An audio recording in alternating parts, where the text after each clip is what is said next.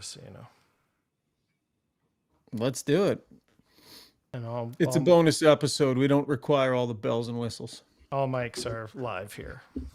Oh. All right, let's try it.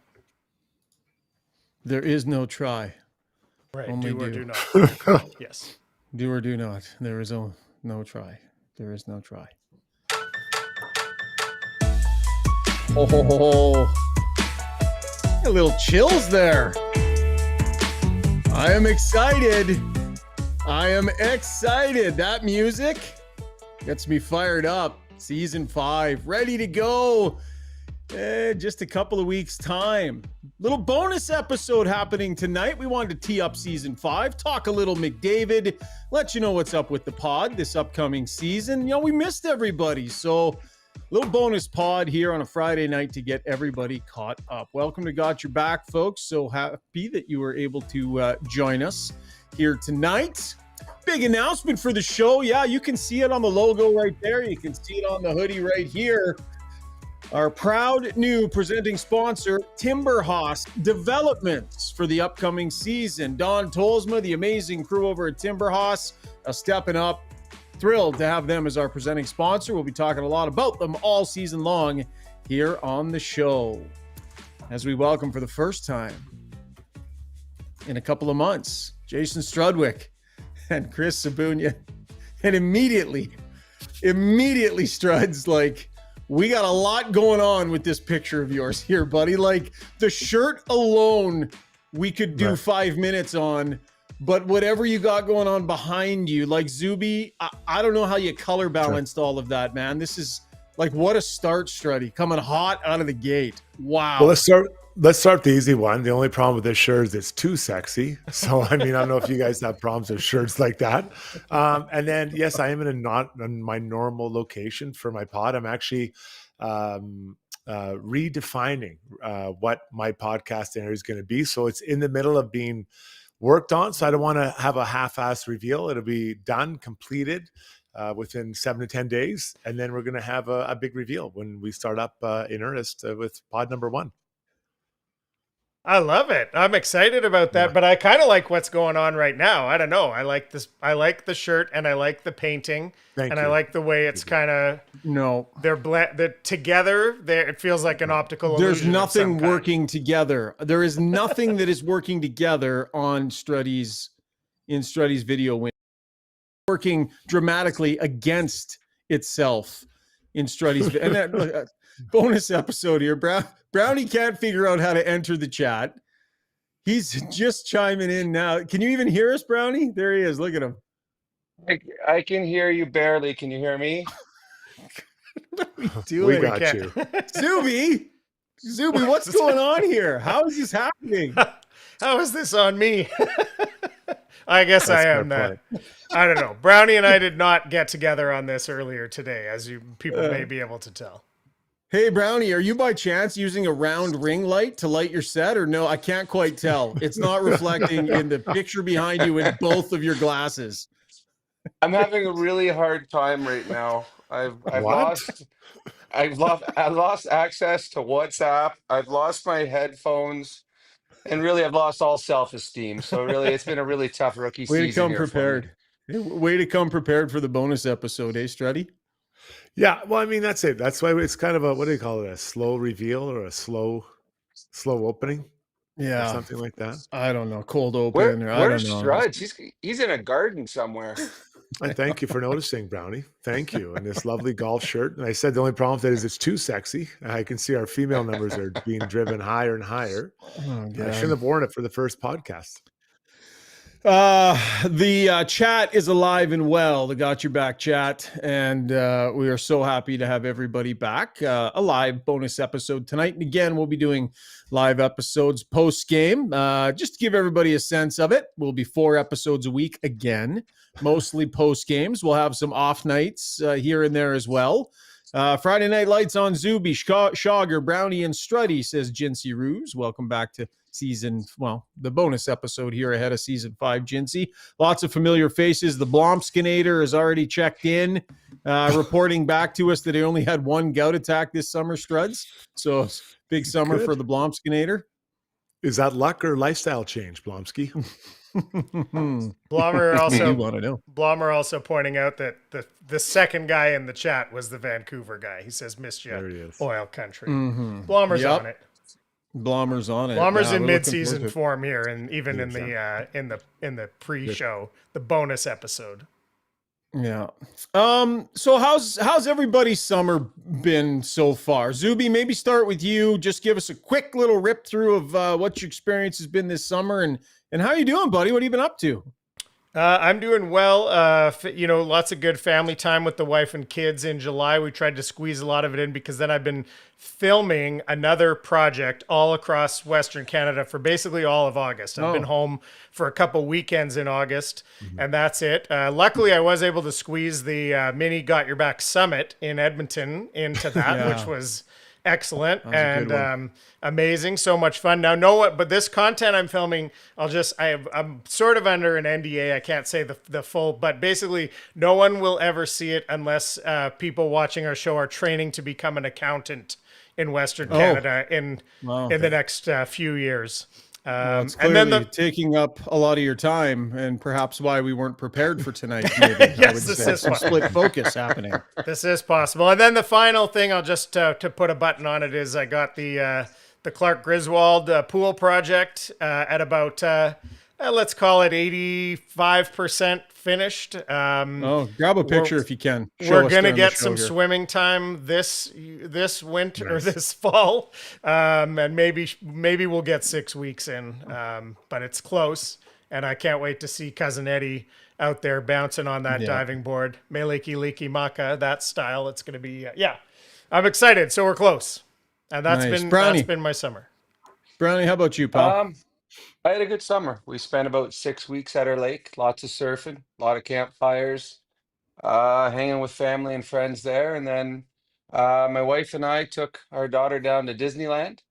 I need a raise because it was very expensive, but fantastic. We had lots of fun. And then we just went out and visited my son in Vancouver. So it was a really good summer. But as the Oilers have gotten better, our summers have gotten shorter. So double-edged sword. But yeah, ton of fun this summer with family and just hanging out and enjoying doing nothing.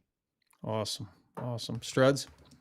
Yeah, I think it was pretty well documented. Went to Europe where it would have been the Game 7 for the Oilers, and then played quite a bit of golf. I learned to speak Mandarin in 60 days, so that was something I took on. And then a lot of time with the kids and just hanging out. Yeah, so pretty full summer. Most people have smaller goals like not getting gout like Blomsky. I learned to speak Mandarin in 60 days. So whatever, Blommer. I mean, sure, it's all the same for everybody, but yeah. Did you really? Do you speak Mandarin? Have you taken lessons? I learned it in 60 days. Yeah, I mean, whatever. I'm sure everyone speaks Mandarin. I have an NDA. I can't, but it's and you guys wouldn't understand it anyways. But 60 days, I challenged myself to be a better version. Brownie's done it in his own way. I'm sure Shogger, you also have talked to people who've done it. So there it is. 60 days. Is that Duolingo or something there, Struddy? Well, I don't like to reveal my sources, right? Like I'll send you a side chat, Zuby, because you and I are kind of on the same wavelength. But sure. Yeah, so later in the season, I'll hammer out a bit of Mandarin for you guys. Maybe we'll have a weekly Mandarin segment on Got Your Back, or on Struddy's World, I should say. Mandarin segment. Yeah, why not? Struds with that's just a deadly little shot, just a quiet little shot on the fly there. Brownie caught that; he loved it. Actually, there was an area of self-improvement for me this summer, gentlemen. One significant area of self-improvement.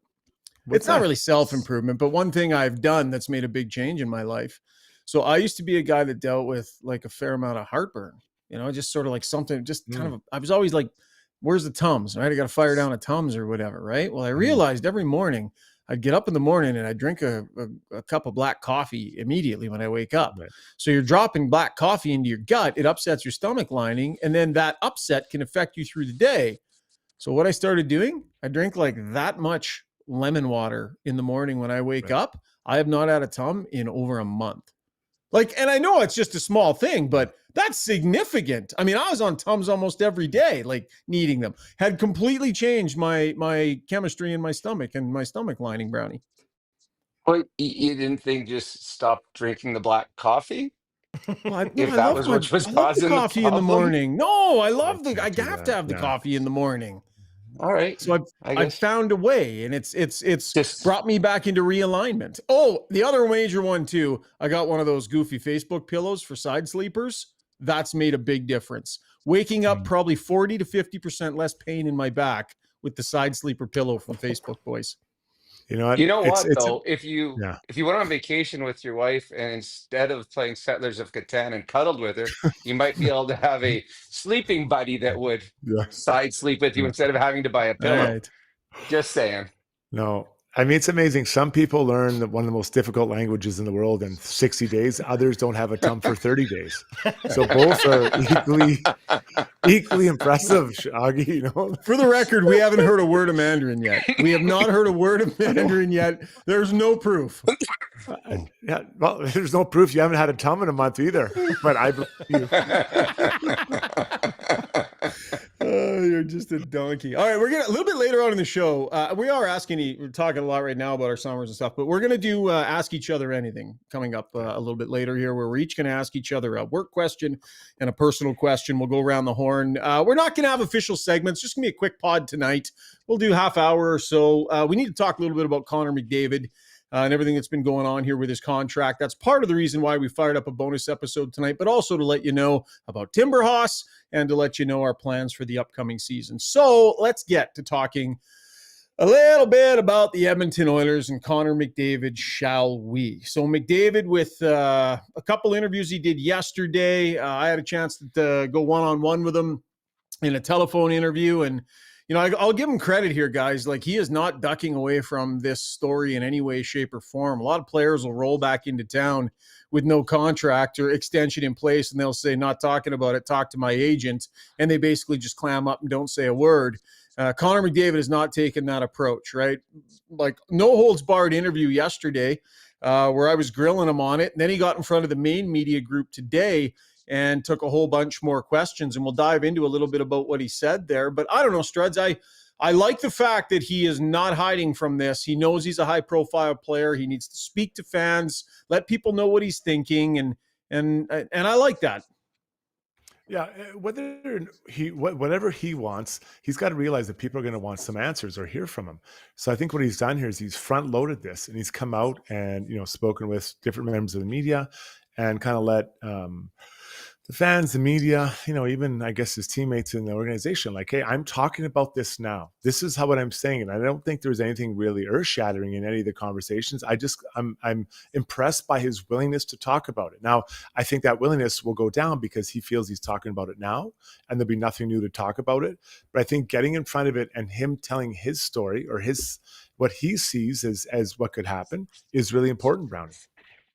Well, I agree. And to me, the media continuing to ask questions is eventually going to, I think, make him make his decision sooner, just to not have to listen to the questions. And it's not just the Edmonton media, it's also every time they go on the road, it's brand new. He goes to New Jersey, he goes to New York, he goes to Toronto, Montreal. They want fresh answers. So uh, he, there is no negotiation. Connor McDavid's not negotiating. He's not holding out right now for longer term, more money, nothing. He is going to write on a piece of paper how many years he wants, how much money he wants, and the others are going to say, okay. So I know that he's talking, he's taking his time, but eventually you're going to just say, all right, I can't overthink this anymore. I'm tired of listening to Rishaug ask me questions, and I'm just going to put pen to paper. So I know that there's been talk about him waiting. The season may start. I don't believe that will happen. I mean, training camp hasn't even started, and he's had to answer questions coming off the ice. So I think it'll get done fairly quickly. And whether it's what everyone here in Edmonton wants or not, I think there will be a contract in place, and then he can just put away all the noise because he said it's loud here, and he can just go on and concentrate about answering questions about hockey related stuff. Struds, we did a hit for Sports Center today, and I like the point that you made though about McDavid's approach here, because Brownie, I understand what you're saying about he's not going to Hmm. want to continue answering these questions, but Struddy, there is another way around that, and maybe what we're seeing from him right now is part of that strategy because he doesn't have to keep answering these questions. Yeah, and the front load, like he's getting out in front of it. But I guess um, it is the biggest story in the league. Like there's like Luke Hughes is a big story, but in New Jersey, but he's not a big story anywhere else. Like let's be honest, he's a good young D man. Hmm. Now, if they trade for Quinn Hughes, that's a way bigger story. But I think that he's also telling his side of it, and he's letting everyone know, including his teammates and the media and the fans, that he's like, I don't think there should be a distraction. Like I'm telling you, this is what it is, and we're gonna have to play through it. So I think I like that he's guiding the narrative on this rather than you're right, Shugger. We've seen guys who hide behind, I'm not talking about my contract. Well, everyone else is talking about, so you say what you want. And then, if later someone asks him, let's say, someone asks him in a month, well, refer to back what I said a month ago, because nothing's changed, right? Nothing's changed in that time, guys. Yeah, but I think when training camp starts and this thing starts to go, there will come a point where he's going to cut it off and he's going to say, "Hey, I'll be willing to talk about it when there's something to talk about, but I'm not going to field questions about it every Good single point. day." And as reporters, right, we're going to respect that, to a degree. We have to. But if and when it becomes a storyline, we got to ask the questions. Let's say the Oilers start cold. Let's say McDavid starts cold. Let's say, then the question becomes, is this a distraction? Is this Hmm. bothering you? I mean, there are points along the way where it's a relevant, fair question, and we're going to ask that relevant and fair question. But I think at a certain point, he will shut it down. Interesting one here. Penner's Pancake says, ask us anything. Shogger, are you okay with your friend Dusty Nielsen stealing the cherished got your back jingle? I think he's talking about the Weiss Johnson jingle. Of course, Weiss Johnson now proud sponsors over at Edmonton Sports Talk. We're thrilled for Dennis. That's a great outfit over there, and we're thrilled for EST to have that cherished jingle. Oh, but it's staying right here on Got Your Back. Of course, Dennis Johnson and Weiss Johnson returning, as always, to the Weiss Johnson Soundbox. And that's what we're going to get to right now. Our good friends at Weiss Johnson coming back for another year of sponsorship. We are thrilled to have them as always. Zuby, let's hear that jingle that we are more than happy to share with Nielsen and the rest of the world. Weiss Johnson, whoa. We're proud to be local and family owned. Here's McDavid on the idea that this might be a distraction. Zuby, you just override me with the jingle there. I like it. If guys can't play hockey because people are talking outside the room, then I said yesterday, it's probably not the line of work for you. So it's a loud market. It's a story, sure, but we've played through coaching changes, GM changes, winning streaks, freezing cold streaks where we can't win a game, and it's just as loud. So it's your guys' job to talk and write stories, and everybody understands that, and it's our job to play hockey. And if we can't do our job because you guys have to do your job, then what are we really doing here? So. Love that comment, making it crystal clear, Struddy, to his teammates. This is not going to be tolerated as an excuse for me or for anybody else, because I think a lot of people would assume it might be. Yeah, he's sending a message, right? And he's letting everybody know that it's business as usual for him. And he has earned the right to take his time to figure things out and to work it through. And I like the way he talked about it. Today he just said, it's a big decision. I want to sit down with my family, all that stuff. And I get that. And there's no rush on his side. Now, if you're maybe a teammate, Brownie, in quiet moments at midnight, you're like, is he coming back or not? You might doubt yourself, or might doubt that what you think to be true, that he is coming back. And I think ultimately he will. But there's no rush. He'll do it on his time, and he's earned that right. He has, but it's funny. He talked about we played through coaches getting fired. We played for winning streaks, losing streaks, big loud noise. All of that pales in comparison if Connor McDavid doesn't re-sign for a couple of years. If he says I'm going to play the season out, those stories are very, very small compared to it. But at the end of the day, right now we're talking about a non-story. Really, there isn't even a story here to talk about. Connor McDavid's under contract to the Edmonton Oilers for this season. Now, if you get to the trade deadline, now there's a story. But if he signs in September or October or November, December, I mean, there really is no story. But because it's Connor McDavid, we got to talk about it. Simple 101 says if he thought the media and fans were loud during the losing streak, he better buy some earplugs for the decibel level of the contract questions. Yeah, look, as a member of the media that, we're charged with getting in there and asking the questions, I think, there comes a time and place where, you have to give him his space. He wants to focus on hockey and all of that. And I think that's fair. But there are times where it's going to have to come up, and he's going to understand that that's the way it has to be. Let's hear from McDavid about, what's going into this thought process, where his head is at on this deal. I mean, when you're trying to plan the next 3, 4, 6, 7, 9 years of your life, you don't just come up with, you don't just dream it up in one day. You take your time, talk it over, think about it some more, talk it over again.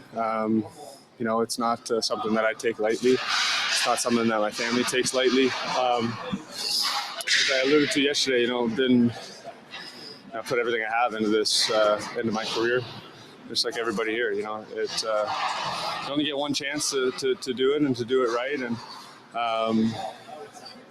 that leads to taking your time with it. Nothing else to really say. There it is. Okay. He did say there was one other comment. I didn't pull it, but he had another one where Gregor was asking him if, a short-term deal makes more sense. And he kind of ran through it and was like, all options are on the table, short-term, long-term, no term. And I think that kind of caught everybody's attention when he said the word no term. What he means is, not signing a deal heading into the season. I didn't take that to be any more than just him keeping that option on the table. And that is an option that is currently sitting on the table. Struds, what do you read into the fact that he has not yet signed, given the fact he said at the end of the season that if he sees a pathway to winning year over year, then getting an extension done shouldn't be a problem. Now, he says this is not about belief. That's what he said to me, said it to Spec. That's sort of what he's saying is, he says, I have more confidence in this year's group than ever before. This year's group, he says, but then says that this is not about, belief long-term, yet he has not signed this deal yet. So what do you make of that? You got to reconcile that. Yeah, and I think it's hard because we're not inside his head, but I have a hard time understanding if he does intend to sign with the Oilers, why he wouldn't sign before this season. Because Brownie kind of touched on earlier, like every town he goes into, they're going to ask him. Every single town, they're going to say, where are we at here with this contract? Because it's a huge story, and those reporters would be in trouble if they don't ask the question. So what is it then? Is he uncertain with how long he wants to sign for? Is it the number he wants to sign for? Is it any direction or the people in charge of the Oilers and what they might have as a future? And that's really hard to quantify. I've seen a lot of people say, well, he wants to make sure that they're positioned to win going forward. Well, yeah, I think they're a good team, but the problem is you can't guess how people are going to be doing in 2 or 3 or 4 or 5 years. Ike Coward could turn to a 50-goal scorer next year. That changes everything. He could also end up flaming out, right? And just to use as an example, right? Like that's one guy. So Brownie, it's really hard. But I said it before, and I thought for sure it was a slam dunk he'd sign before the regular season. There's still time, but the clock is ticking.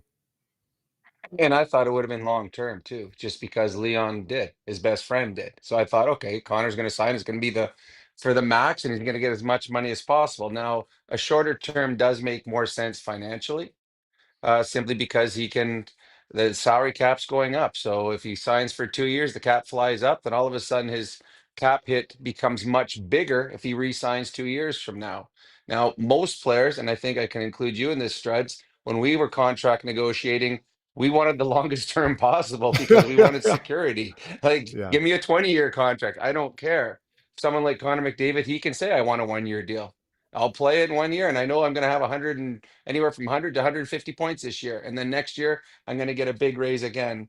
Uh, we don't know what's in Connor's head, and any of us that tries to pretend we do, it's foolish.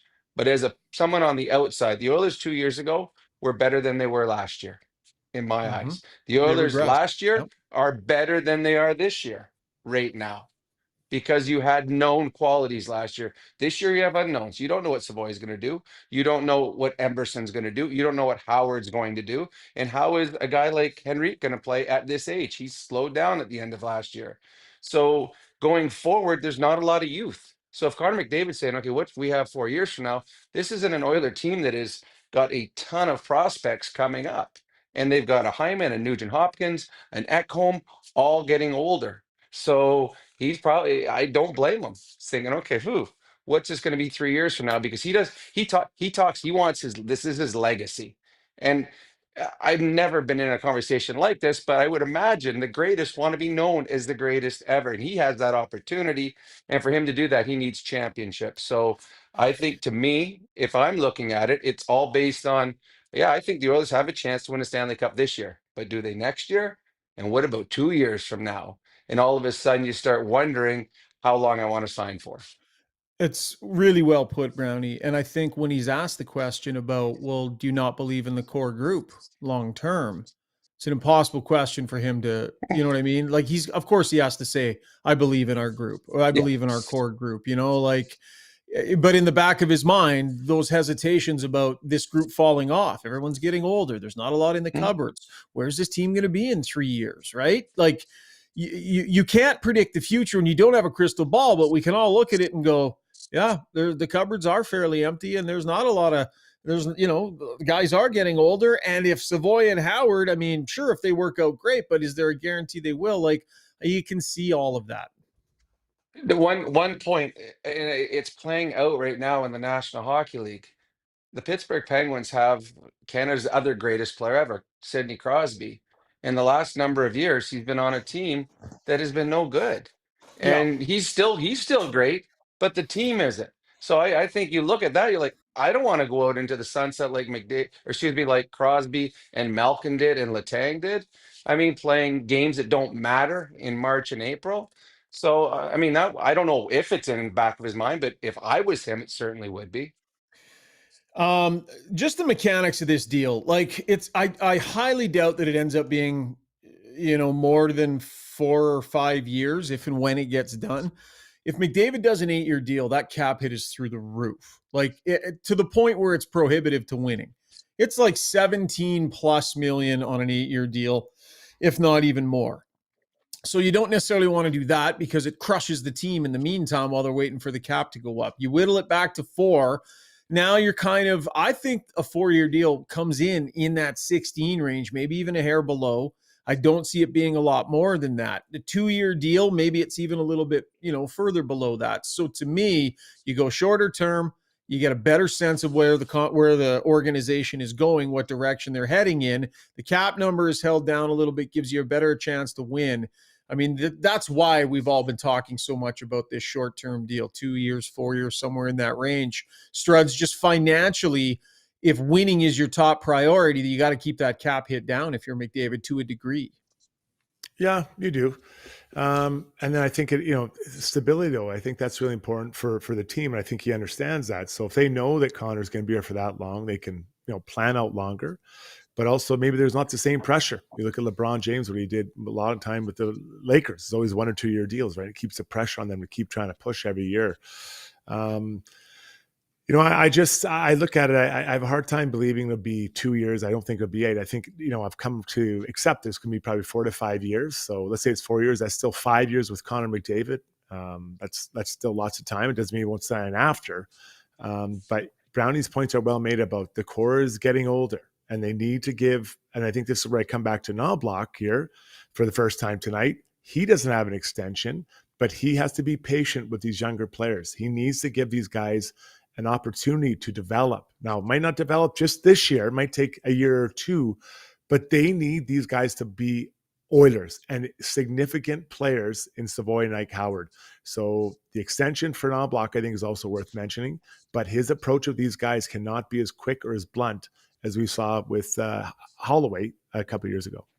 Just quickly on that, Struds, my sense is that very good potential for there to be a Knobloch extension in place sometime in the not too distant future. I think that's something that I mean, Stan Bowman made it clear he wants to get it addressed. I think obviously they've been dealing with some other things. Wouldn't surprise me at all in the coming weeks if we don't hear about something along those lines. Brownie, he talked about scoring goals. Maybe taking some of his better opportunities and converting them into shots, or taking the puck to the net. Back to the Weiss Johnson soundbox. Here's McDavid on goals. Is shooting the puck, just being more decisive with decisions. Part of my talent is the ability to change my mind, but at times it can take away from shooting the puck, taking it to the net, taking it to the hole, whatever it is. I look back on scoring 50 or 60 or whatever. It was a lot more shooting, a little bit more assertive, aggressive around the net, and something I can get back to. Brownie, some people have had the gall to suggest on this show that McDavid needed to get back to more of a goal-scoring game, and that that was required, and something that would really help this team out. It sounds like he's thinking along those lines. What do you make of that, Brownie? Well, I mean, the way he played the last 2 years got him to Game 7 and Game 6 of the Stanley Cup Finals, so I think he made the right choices. In all honesty, I thought he was more aggressive shooting last year. I thought he looked guys off on 2-on-1s last year. I thought he shot from the point more. I just think he missed more opportunities last year than he did maybe the 3 years prior combined. He missed breakaways. There were I would have bet the house every time Connor McDavid had a breakaway that he would score, and he didn't do that last year. And I just think uh, bad luck, bad puck luck around the net. Could have had a lot more goals. But what I do know from playing, and I was fortunate enough to play with superstars, when they put their mind to something and they want to be this, I want to be the best goal scorer, I want to be the best face-off guy, I want to be the best whatever, they will. So Struds, if Connor McDavid's saying I want to be more assertive shooting the puck, I have a feeling that Connor McDavid is going to have a 50-goal season because he's that good, and he can change. He can change the way he plays each and every night because he is the best in the National Hockey League right now. It's like when Ryan Rishaug decides he's going to take over in Settlers of Patan. He just takes over, right? That's what he does. Look out. I'm coming for your brick and your wood, and there's nothing you can do about it. No, nothing. But you know what? I don't get down to a lot of practices, but today, I was able to watch. It was a captain's skate at the end. It was interesting. It was Leon Draisaitl, Connor McDavid, Matt Savoy, and then the new guy, Thomas, the big man, Thomas the right Eck? shot. Thomas, yeah. Yep. And it was Brownie would have loved it. They were just kind of skating up from the goal line, getting a pass, turning and shooting really quick. And they were all doing it. Then they were doing one-timers. And there was no stick handling. There was no mess around. It was back of the net. Mm-hmm. And Connor was leading it from what I could see. So it's kind of, I think the four guys I thought was interesting foursome. But anyways, and again, that's just one. But if you don't usually just show up and a guy just works on something one day. In my experience, guys have an agenda. It's skating, it's passing, it's face-offs. They work on it over and over again. So if that's on his mind, if something's on your mind, usually you're working on it. So I saw that today from Connor, and Shug, you're there way more than me. So maybe you can see it down at practice. But usually that gives you a good sense of what the player is thinking in that moment he needs to work on. And that was clear today. Yeah. No, I agree. And I think, McDavid's always working on different things, but it'll be interesting to see if we see a consistent focus on shooting and working on that shot and such. Okay, boys, I think we're going to leave it there because we got a whole season coming up of talk. And a reminder to everybody, we're going to get rolling September 15th will be episode 1 of season number 5 here on Got Your Back. We're looking forward to it. Big shout out to Steve Taylor, who is back on the crew this year, and he will be backing up for Zuby when he can't get the job done. Steve-O, looking forward to doing our first shows with you this year, buddy. Okay, let's play a quick little game and get the heck out of here. It's not really even a game. We're going to call it Ask Each Other Anything. I set the task to you guys. Ask each other a question, one about work and a personal question. Struds, why don't we start with you, my friend, to ask your questions? Mr. Zoobs, how did the kids like the water park when you were here for the summit? They enjoyed it a lot. It's a lot different than I remember. I probably haven't been there since, I don't know, not in my, probably in over 20 years.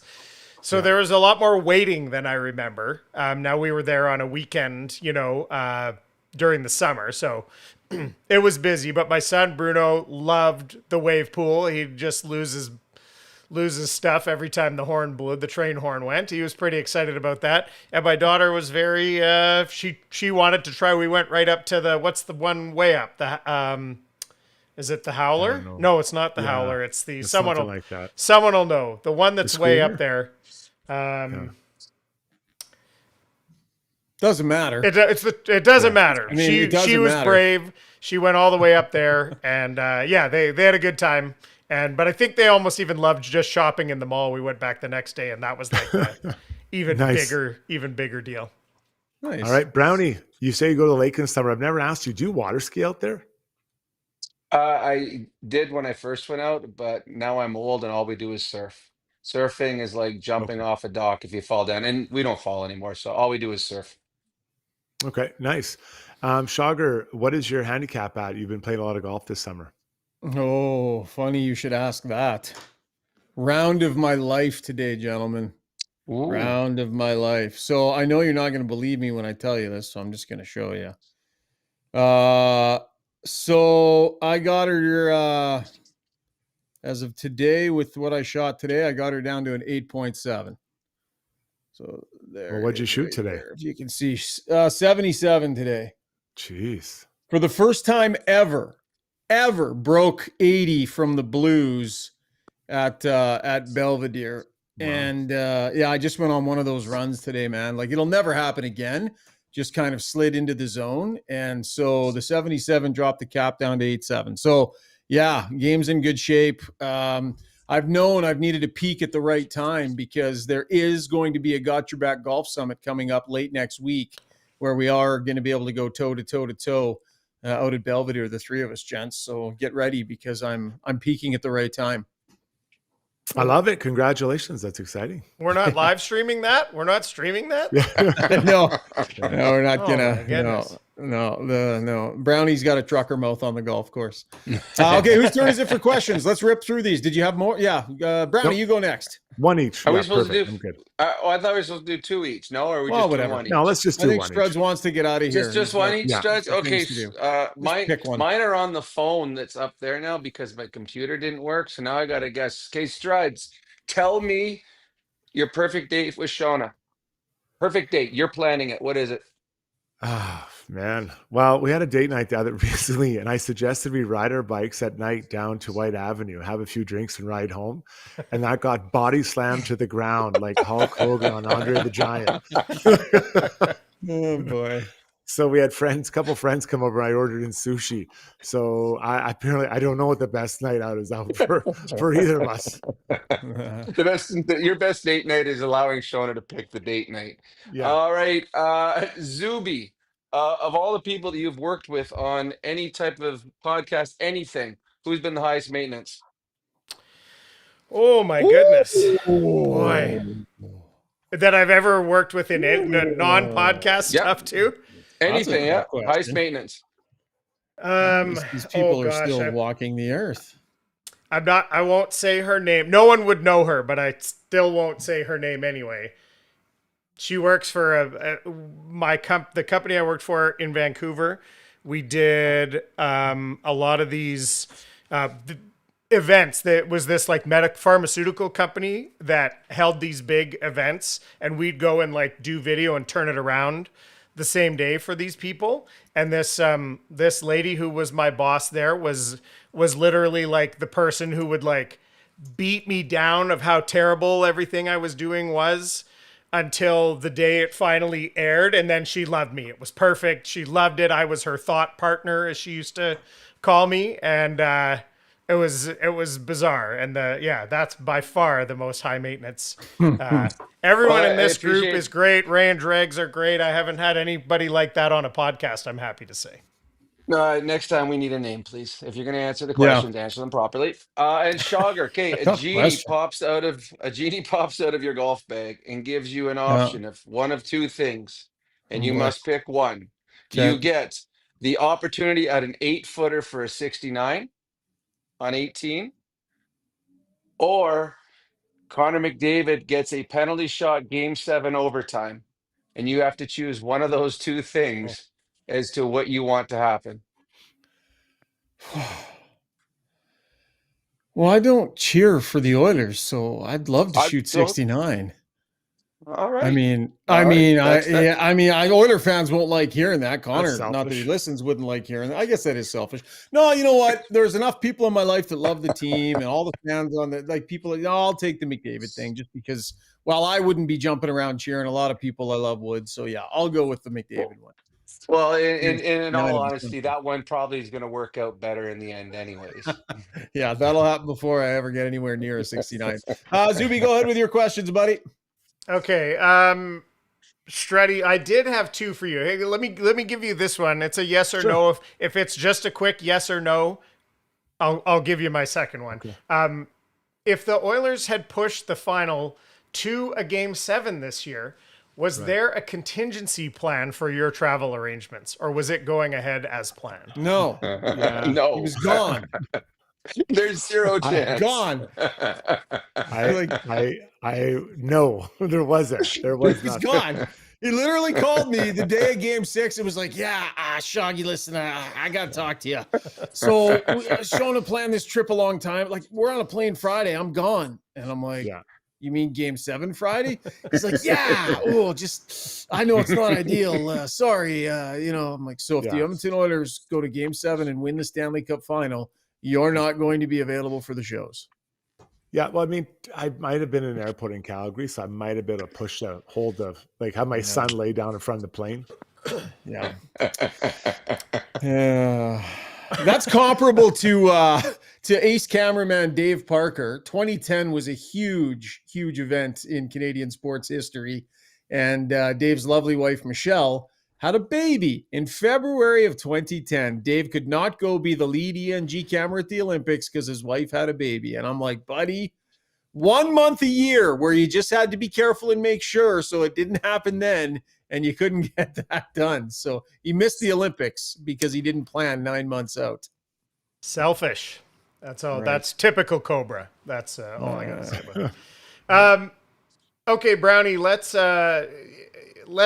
piss some people off here. Probably not many people who are watching this.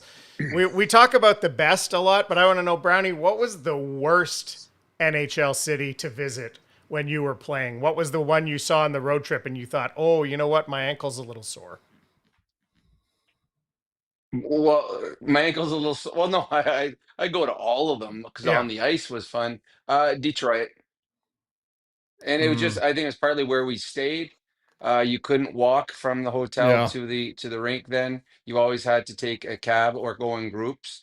There was really nothing around where you were. So to me, it was always Detroit was one of those ones like, we're going to Detroit. That was a room service trip. And as a hockey player, you hate having room service. You like going out on the town. Nice. Okay, Shogger, what's the best thing you cooked on the Blackstone this summer? You got the new Blackstone you fired up. What's the recipe? What's the thing that everybody just went wild for? I would say we did a couple times. We did the pineapple chicken with the smashed mini potatoes, corn on the cob, and roasted veggies. I'm not a great cook. I'm not. For some reason, I know, Stretch, shocking. For some reason, we bought this implement, and I am like, I mean, you could bring in cameras and do a cooking show. I'm unbelievable on this thing.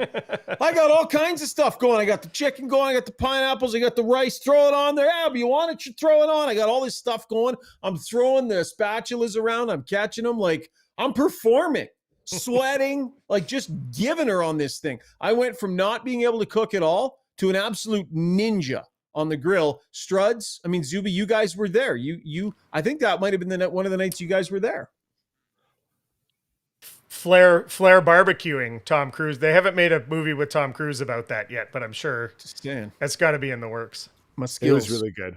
Really impressive. It was, I was a delicious meal, and it was really good. Really good. That must be very hard for you to say that. No. To compliment me with a straight face. It was fantastic. Yeah. Is that all your questions? Is it my turn? Yep. Okay, Zuby, of all of the wrestlers who have taken their turn at acting, Yes. who do you think fundamentally at their core is the best actor? And I'm thinking like Cena, that Batista guy, The Rock. Like, who do you think is the best actor? Not in the ring spewing their childish garbage. I'm talking acting. You know, probably a lot of people of my era would want me to get in the Wayback Machine and say Roddy Piper, because he was actually very good. I would say of the guys right now, I think Batista is the guy who's really found and has a more of a range, and they're all bad. It's funny that they're all bad when they start. Rock was bad when he started. Cena was bad when he started, because they come from. There's an element, obviously, of acting in wrestling, and it's almost sad in a way how bad they have been at the beginning. But I feel like Batista's the guy who, if you didn't know, you might just think that guy was an actor. You know, you might not think he, especially with his body transformation, he just looks like an actor. He's just a big dude, but. Yeah, I think I'd go with Batista right now. Batista. That's probably who I would pick too. I saw him in some stuff. I was actually pretty impressed. Okay, we will go next with Brownie. Brownie, a movie or a show that you've recently watched that you absolutely would be recommending to people. I know that you guys love settling into some good shows here and there. So what have you got? Well, we talked about it before. We liked Mobland, you and I. But the one we're watching right now, my wife and I, is The Foundation, sci-fi. Quite So good. good. Really enjoying that one. Just watched Really this enjoying week's that, episode before the pod. I watched the last episode like an hour ago. Oh, there you go. Nice. So that's what we're into right now. So yeah, I'd Good say The recommendation. Foundation. Very good. Struds, what would your opinion be on the concept of, on the first tee box of every round you play with your buddies, the rule being hit till you're happy? So nobody goes to the range and warms up. And on the first tee box, you're golfing with all your friends, and the rule is hit till you're happy. So until you're like, oh, I'm happy with that one, you just get to keep reloading and reloading and 100%, reloading. Yeah. Huh. I'm familiar with this way of approaching the first hole.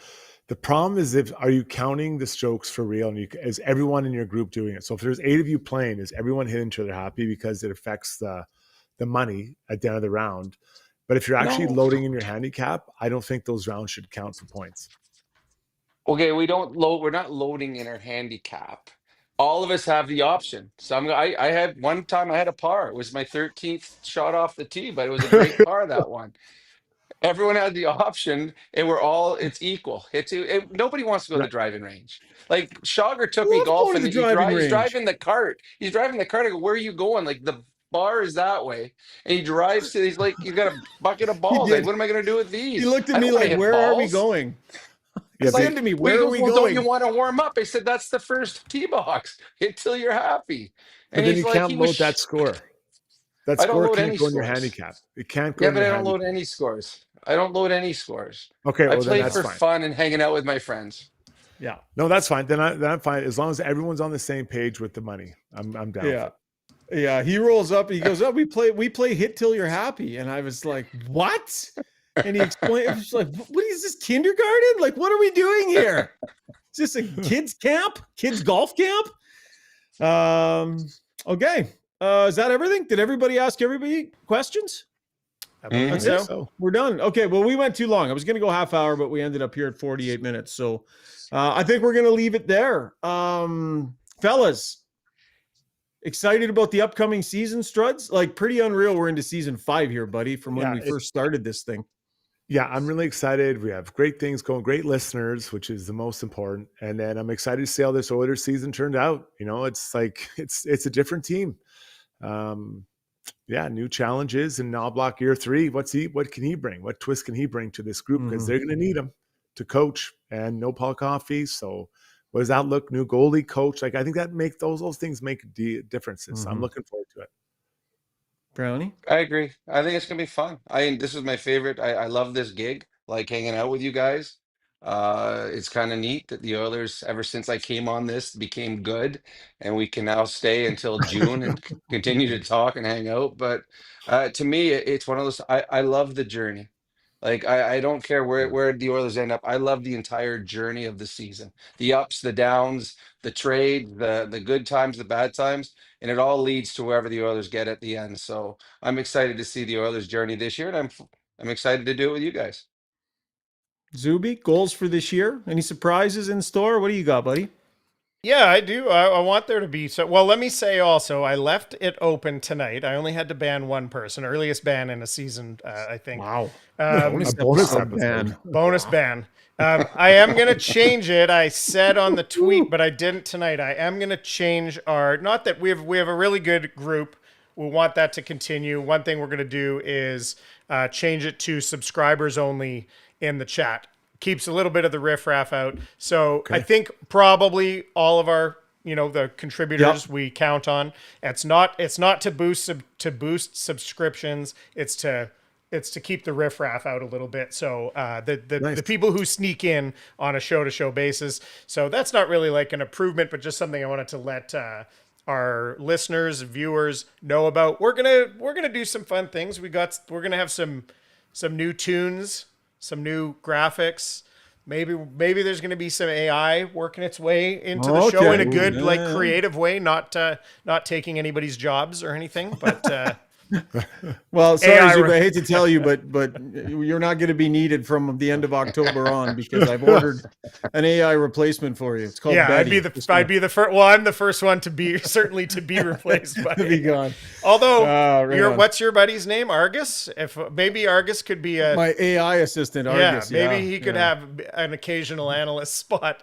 Say if someone can't get their camera figured out in the first 5 minutes of the show, then Argus can step in. Right on. Looking forward to it. It's going to be lots of fun. My goal on this year's show, couple goals.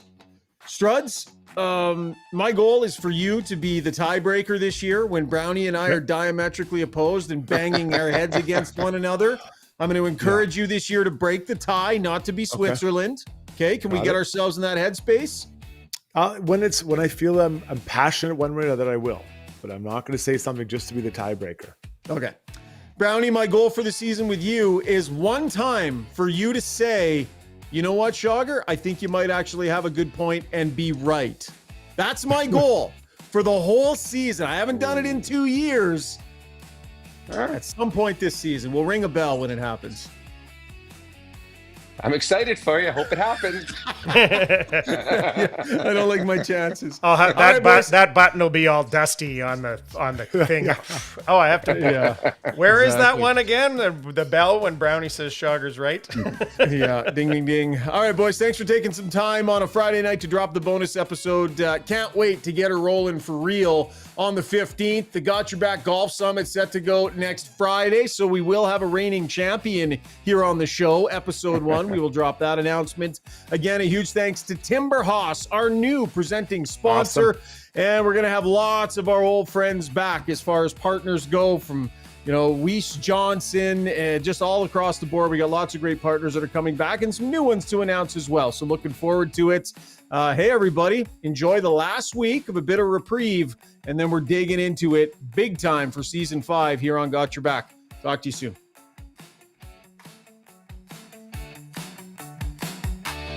I don't know about this remix, Zuby. This one's a little... I love this. This is poppy. Is that a remix of our theme? Yeah, you got to just wait for a second. I don't hear it in there.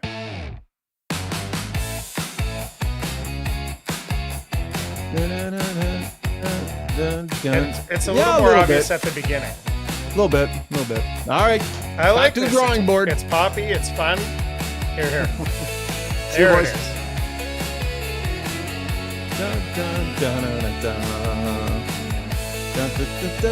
Plumber, you love it. Don't tell me this is bad. This is good stuff. Oh, that was the end. There we go. Bye-bye. Ooh, big finish. See ya.